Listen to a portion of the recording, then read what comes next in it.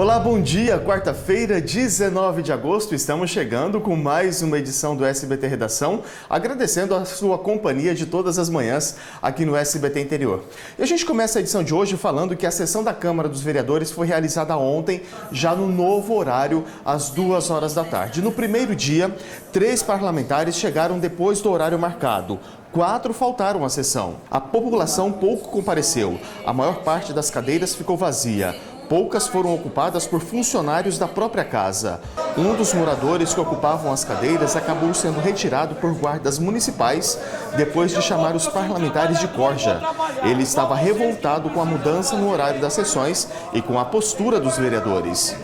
E agora a gente fala de saúde. No último levantamento divulgado pelo Ministério da Saúde, as cidades de Onda Verde e Catanduva são apontadas como as campeãs nacionais em casos de dengue, proporcionalmente ao número de habitantes.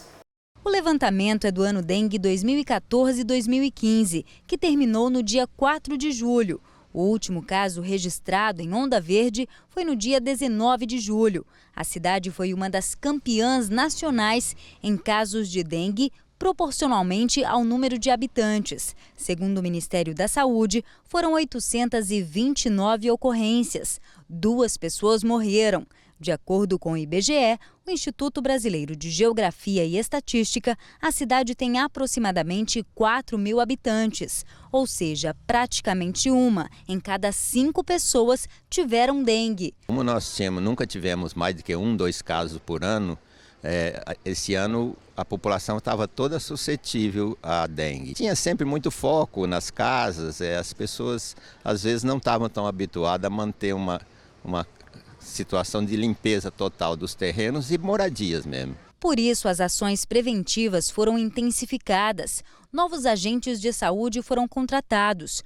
Tudo para tentar contornar a situação. Catanduva é a primeira colocada em número de casos nas cidades entre 100 e 499 mil habitantes. São mais de 11 mil ocorrências da doença e 25 mortes confirmadas. Isso em um universo de menos de 120 mil habitantes. A maioria das cidades que sofreu com a epidemia, como aconteceu também com a Estrela do Oeste e Nova Canaã Paulista, teve que criar meios para se proteger. Em Estrela do Oeste, a solução encontrada pela Secretaria de Saúde foi aplicar multas aos moradores que tiverem criadouros dentro de casa. O valor da infração varia de R$ 110 a R$ 565. Na primeira vez, o agente faz uma advertência e o morador tem 24 horas para resolver o problema. Se isso não for feito, ele é multado e o valor vai aumentando em caso de reincidência. E agora nós vamos ver como fica a previsão do tempo para esta quarta-feira na nossa região. O calor deve continuar intenso hoje em toda a região. A quarta-feira será mais um dia de sol forte e sem chuva. Em Rio Preto, os termômetros chegam aos 33 graus. Em Votuporanga, as temperaturas variam dos 18 aos 33 graus. E em Catiguá, a mínima chega aos 20 graus. E você que está saindo de casa, atenção para os locais onde estarão os radares móveis nesta quarta-feira.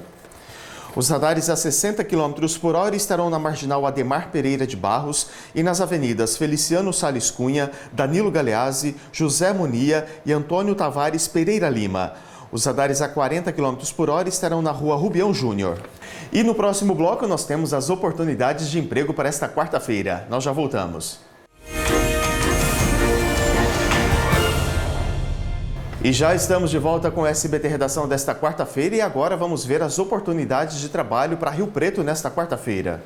As vagas são para auxiliar administrativo, auxiliar de tapeceiro, eletricista, fiscal de caixa, recebedor e técnica de enfermagem.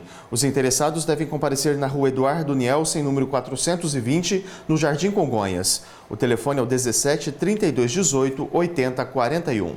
E trabalhos de conscientização devem ser feitos em um colégio de Valentim Gentil. A medida foi tomada pela Secretaria Estadual de Educação após alunas brigarem dentro da instituição. As imagens gravadas por um celular foram parar na internet. As imagens gravadas por um celular mostram a concentração de alunos no pátio de uma escola estadual de Valentim Gentil.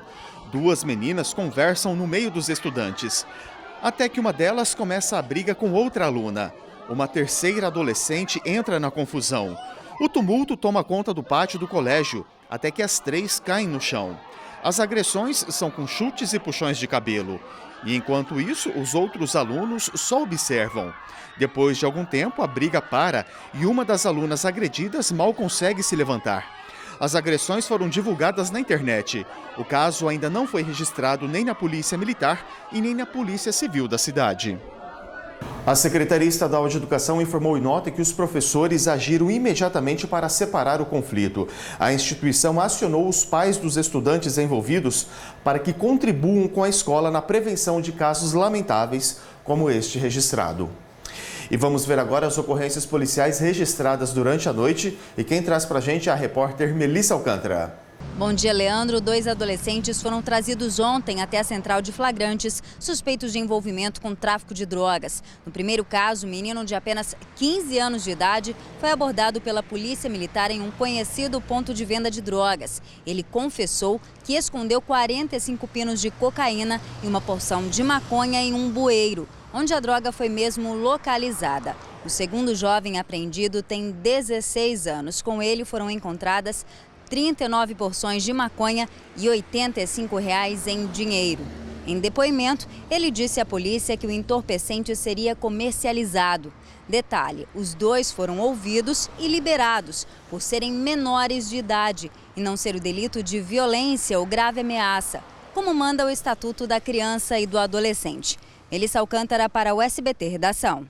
E agora a gente fala de esporte. Rio Preto está sediando um campeonato muito bacana de tênis. Atletas de 9 a 18 anos participam da competição que reúne tenistas de todo o país.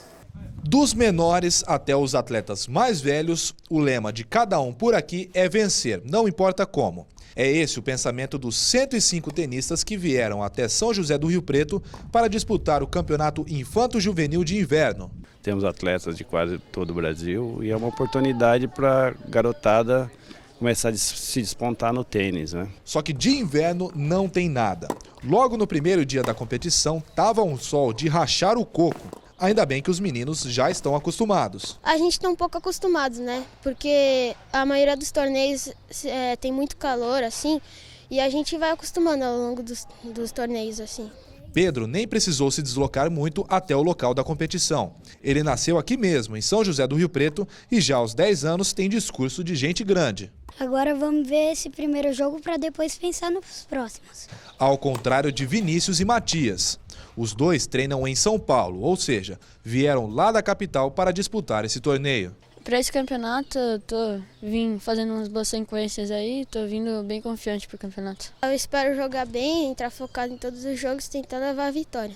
E esse foi o SBT Redação desta quarta-feira. Você pode participar do SBT Redação enviando a sua sugestão de reportagem no nosso WhatsApp, que é o 18 99145 3155. E a gente volta a se encontrar amanhã, quinta-feira, a partir das 7h30 da manhã. A você, um excelente dia e até lá!